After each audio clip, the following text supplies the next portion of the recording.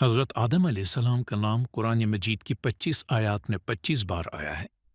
اللہ تعالیٰ کا فرمان ہے، تم دونوں جنت سے اتر جاؤ، پھر اگر تمہارے پاس میری طرف سے کوئی ہدایت پہنچے تو اس پر عمل پیرا ہونا، کیونکہ جو شخص میری ہدایت پر عمل پیرا ہوگا وہ نہ راہ راست سے بھٹکے گا نہ مصیبت میں پڑے گا۔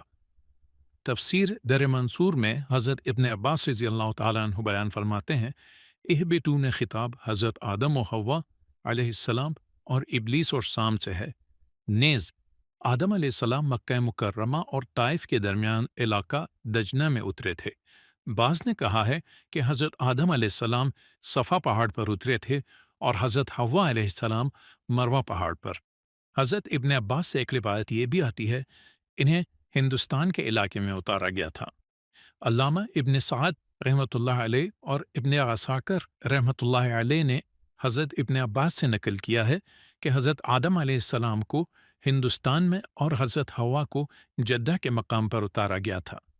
وہ ان کی تلاش میں چلے تو مزدلفہ کے مقام پر حضرت حوا سے ان کی ملاقات ہوئی۔ اس مقام کو مزدلفہ کہنے کی وجہ بھی یہی ہے کیونکہ عربی میں اس کا معنی قریب والی جگہ ہے۔ اس مقام کو جمع بھی کہتے ہیں کیونکہ یہاں حاجی لوگ ایک رات کے لیے جمع ہوتے ہیں۔ قرآن مجید نے اس کو معشر حرام بھی کہا گیا ہے۔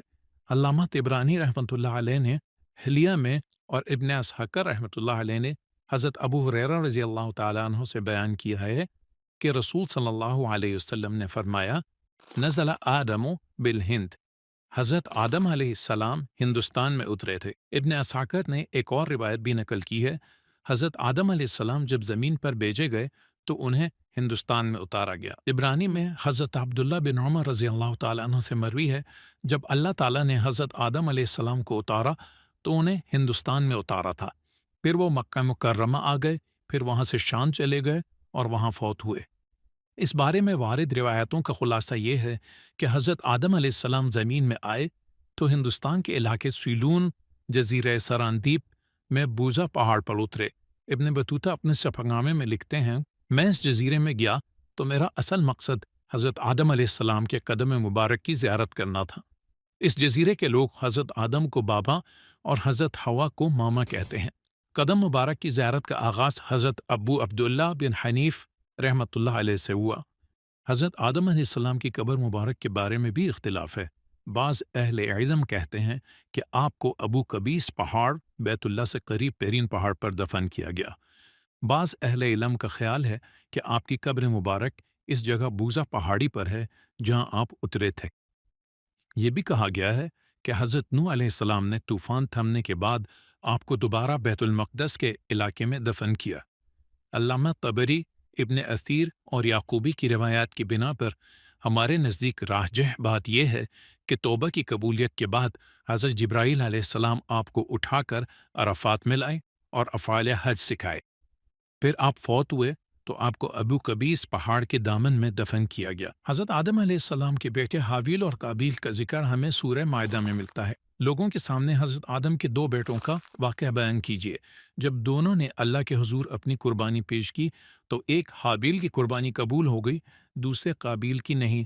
وہ غصے میں کہنے لگا، میں تجھے قتل کر کے رہوں گا۔ حابیل نے کہا، اس میں میرا کیا قصور؟ حقیقت یہ ہے کہ اللہ تعالیٰ متقی لوگوں ہی کی قربانی قبول فرماتا ہے۔ اگر تو نے مجھے قتل کرنے کے لیے اپنا ہاتھ میری طرف بڑھایا تو میں تجھے قتل کرنے کے لیے اپنا ہاتھ نہیں اٹھاؤں گا۔ مجھے تو اللہ رب العالمین سے ڈر لگتا ہے اور میں اس بات کو ترجیح دوں گا کہ تو ہی اپنے اور میرے گناہ اٹھا کر جہنم رسید ہو جائے، کیونکہ ظالموں کو ایسا ہی بدلہ ملتا ہے۔ قابیل کو اس کے نفس نے اپنے بھائی کے قتل پر آمادہ کیا تو بالآخر اس نے اسے قتل کر ڈالا، لیکن اس کام سے وہ بہت خسارے میں پڑ گیا۔ پھر اللہ تعالیٰ نے ایک کوا بھیجا جو زمین کو ریدنے لگا۔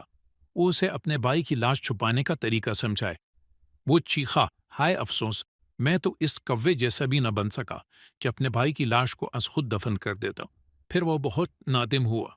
ہمارے نزدیک راجح بات یہ ہے کہ اس قصے سے متعلقہ واقعات مکہ مکرمہ میں ہی وقوع پذیر ہوئے، کیونکہ حضرت آدم اور حوا یہیں رہتے تھے۔ اس لیے روایات میں ہے کہ جب قابیل نے حابیل کو قتل کر دیا تو وہ یمن بھاگ گیا۔